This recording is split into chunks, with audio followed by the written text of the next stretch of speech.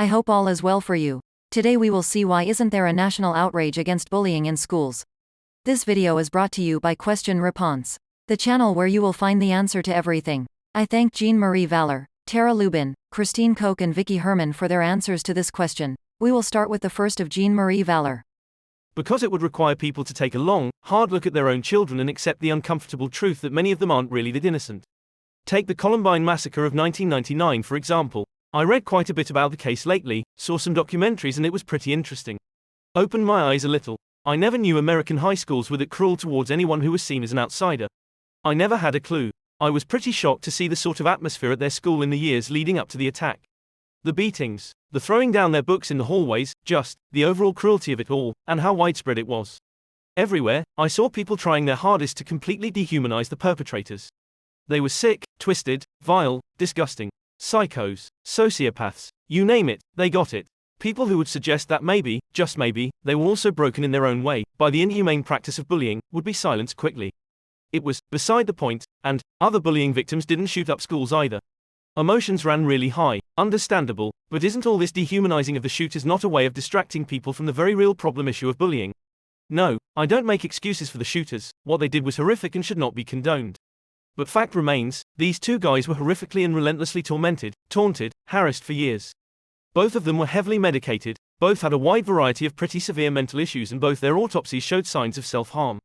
In retrospect I'm quite positive both Harris and Klebold suffered from a form of depression, likely as a result of being severely bullied. Does this excuse their behavior in any way, shape or form? No, not at all. But with the way they were treated, they were bound to snap at some point. And if only they took their rage out on the people that actually tormented them instead of targeting their victims at random, I would have even understood why they did it. The thing turned into a sadistic powertrip. Shootings are never okay, but I don't believe for 1 minute they would have done what they did if they had been treated like actual human beings by their peers and not abused like dogs.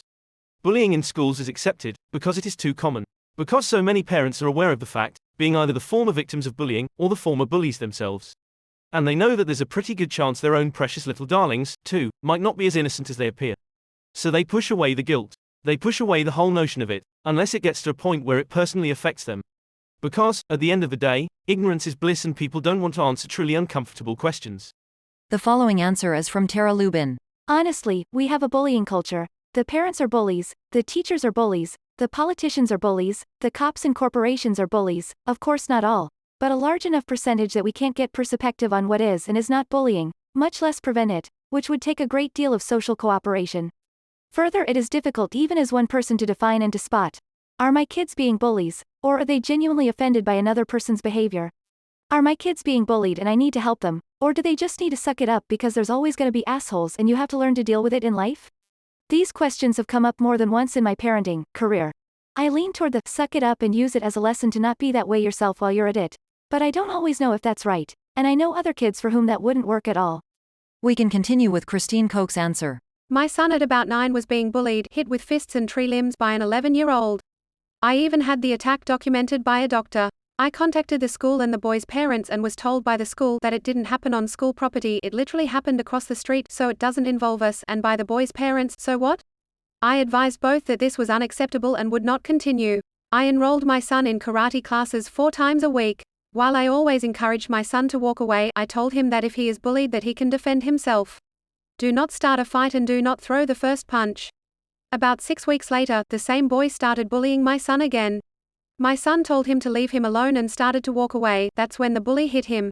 My son used what he learned in karate class to defend himself. The bully came out as the big-time loser of this encounter. Well, sure enough, I heard from both the school and the parents the next day. My response to the school: it didn't happen on school property, maybe next time you will pay attention and get involved when asked. To the boy's parents, what do you expect? I warned you, now maybe your son will stop bullying my son, otherwise, next time will be worse. Needless to say, my son was never bullied again. The school started actively doing things to prevent bullying on and off of school property, and the bully's parents warned their child to leave my son alone. To this day, my son will walk away rather than fight, but if necessary, he is not afraid to hold his own. What do you think? We will continue with Vicki Herman's answer. There is the illusion of anti-bullying in public schools. This is only an awareness program. Students in public school from kindergarten to senior year participate in recognizing bullying behavior, reporting it, creating posters and talking about solutions. The program does nothing that actually works to prevent it from happening or to properly manage bullying. This is because it's very difficult to define beginning stages of bullying. I'm going to stop calling it bullying now, and start calling it exactly what it is: abuse. Abuse occurs verbally, emotionally, physically, sexually, and financially. We learn how to cope with it after it happens, but how do we stop it from starting? As a society, we need to recognize patterns that involve hostility toward other people. As adults, how do we express impatience or annoyance? Are we teaching kids to be biased in similar ways regarding tolerance or intolerance? Are we teaching each other that it's okay to be aggressive or passive-aggressive or worse, self-entitled? It's an ambiguous realm. While our feelings might be genuine and valid, we might not express them in healthy ways. Nobody is perfect. We all have our moments of discontent, and children learn from our mistakes, even when we talk to them about why they shouldn't behave in similar ways. Stopping bullying is very similar to stopping people from arguing in public. We need to stop using evasive words to describe it and start calling it flat-out abuse. We learn to abuse others by ostracizing them for any number of reasons. They wear clothing we wouldn't be caught dead at. They say things we think are stupid. They're arrogant or obnoxious. We don't like the way they walk or talk. We think they're too talkative, or too quiet. While it's okay to have our boundaries and stick to them, it's not okay to become hostile towards others for being different from us. This is what the anti-bullying campaign has been trying to establish. But it's a broken campaign because self-control is hard to teach, and not everyone understands how what they do or say can have an impact on what someone else feels. We need to be accountable to ourselves, and accept responsibility for our own actions. Many adults refuse to be introspective, and we would rather point our fingers anywhere else in order to blame someone or something else.